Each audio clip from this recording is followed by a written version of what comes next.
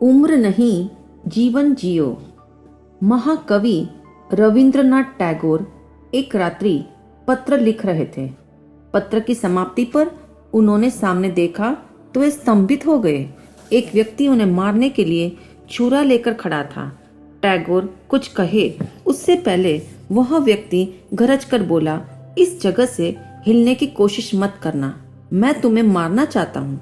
टैगोर ने मुस्कुराते हुए कहा, थोड़ा ठहरो, मरने से पहले मैं जीवन की अंतिम कविता लिखना चाहता हूँ। वह व्यक्ति हाथ में छुरा लेकर उनके पीछे खड़ा हो गया और टैगोर कविता की रचना में तन्मय हो गए। चिंतन करे, यह कैसी जीवंतता! मरण के क्षण में भी क्या कविताओं के गहने बनाकर जीवन की सजावट की जा सकती है? जीवन जब तलवार की नोक पर खड़ा है, फिर भी टैगोर बेफिक्री से कविता की सर्जना कर रहे हैं। यह देख वह व्यक्ति चकित रह गया।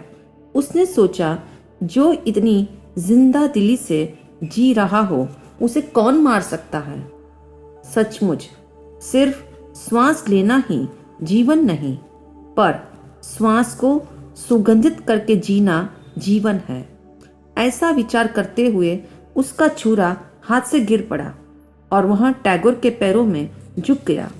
उसके मुख से शब्द निकले, जिसे जीना आता हो उसे कोई मार नहीं सकता।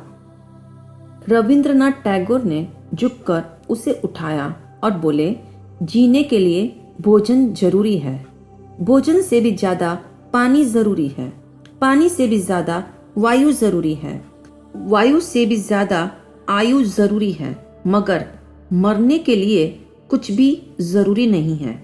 मरने के लिए अधिक परिश्रम नहीं चाहिए।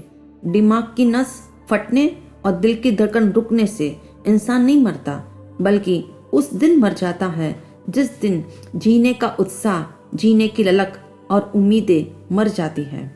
अमेरिकन चित्रकार जेम्स विस्लेर से किसी ने पूछा, तुम हमेशा समुद्र का चित्र क्यों बनाते हो? उसने जवाब दिया, लाइफ साइज के मनुष्य है ही कहाँ। ध्यान रहे, इंसान अपनी नासमझी के कारण रोज रोज मरता है। कभी हताशा से तो कभी मूर्छा से, कभी अहंकार मार देता है तो कभी कुंठा मरवाती है, कभी आदमी चिंता में मरता है तो कभी सपने में मरता है। हालांकि इतनी समस्याओं के बीच जिंदगी जीना मानो पैराशूट लेकर विमान से कूदने जैसा साहस भरा काम है। जीवन मृत्यु के पड़ाव तक पहुंचे उससे पूर्व ज्ञानी कहते हैं, एक दिन कम जिए तो कम ही सही, किंतु शर्त यह है, मशाल बनकर जिए। याद रहे, मनुष्य में जब अनंत को प्रकट करने की संभावना है तो उसके लिए रॉकेट लाइफ जीना नामुमकिन कहाँ है। दुखों का जलजला हो या सुनामी की लहरें, उभरे जीवन को टूटने मत दो। जिन्हें जीवन के मूल्य का बोध है, वे जिंदगी के हर पल का सम्मान करते हैं। उम्र पाना एक पहलू है और उस उम्र तक जीना दूसरा पहलू है। उम्र चाहे बढ़ रही है पर जिंदगी घट रही है। उम्र तब तक बढ़ती रहेगी जब तक जीवन की डोर है, किंतु जीना अपनी समझ, दृष्टि और बोध पर आधारित है। लर्निंग और अर्निंग के पीछे आज के लोग लिविंग भूल गए हैं।